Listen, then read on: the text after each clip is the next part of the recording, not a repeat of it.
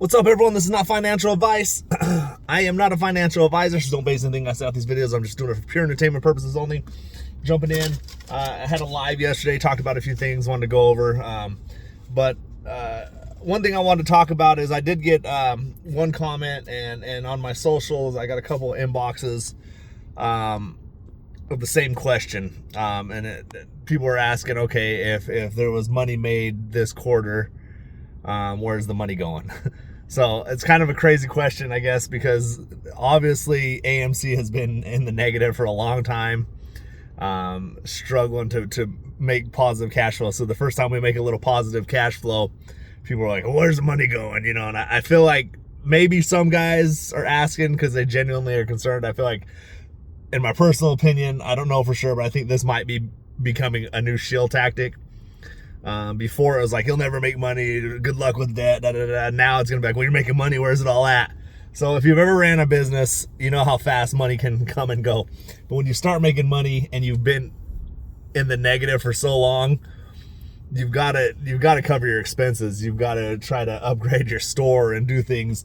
So the overhead is going to cost money. Obviously, overhead is like rent, lights, new screens, seats, employees, etc., tons and tons of things.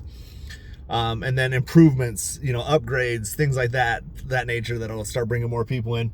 And debt is huge in AMC. That's been the biggest conversation for the longest time, is how much we're in debt. So I would not panic over, you know, if we make money the next couple of quarters and people aren't seeing where the money goes. So in my personal opinion, and I've run business, and I run a business, a couple businesses, I know that, you know, cash comes and goes. I think even in your personal life, if you don't own a business, you just know, man, you get a paycheck, you pay your bills, you buy a few things and some new shoes, buy the kids some food, whatever it is, and you got to go on to the next paycheck. So look at it that way, in my personal opinion, not financial advice. You know, I'm not telling you to buy, sell, or hold, but in my opinion, you get a couple of quarters rolling like that, and then next thing you know, you will see improvements in the company, in the cash flow, in the debt, in stock pricing, as long as it's not driven down by shorts. But anyways, that's just kind of why I wanted to address it, just because I've seen a few people ask me, I've seen people talking about it a few places, and I thought, if they're genuinely serious, then there's your answer. If not, you know, I do believe it. Like I've said before, there's always going to be some new tactic to try to scare you out of your position, to shield the company, to do whatever the case is. And you know, like I said, I have no factual evidence behind this. I could be totally wrong, but I do believe that there is people that spread FUD and fear and uncertainty and doubt and shield to try to get you out of your position. I don't know why, but this is how it is.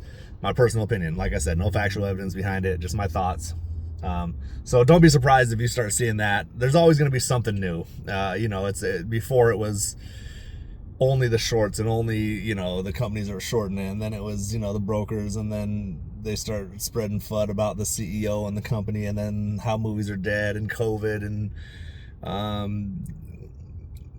Netflix and streaming, and there's always going to be something new arising to try to get you, I guess, panicked. So I think most of us that are in the position as long as we've been probably have learned to just ignore the shit and just ride it out. And there are some people that I believe that are just stuck in their position right now. So I don't believe you'll be down there forever. I don't think AMC should be sitting under $3 a share. I do believe that even if this thing doesn't squeeze, and I'm not price targeting, I'm not telling you to buy, sell, or hold, but I do believe it should be above, you know, at least matching where Cinemark and those places are sitting at. So, you know, 20, 30, 40 bucks in the next few years, couple years, it's where it should be sitting. My personal opinion again. But have a good day. Be blessed. Let's get rich, single. Peace.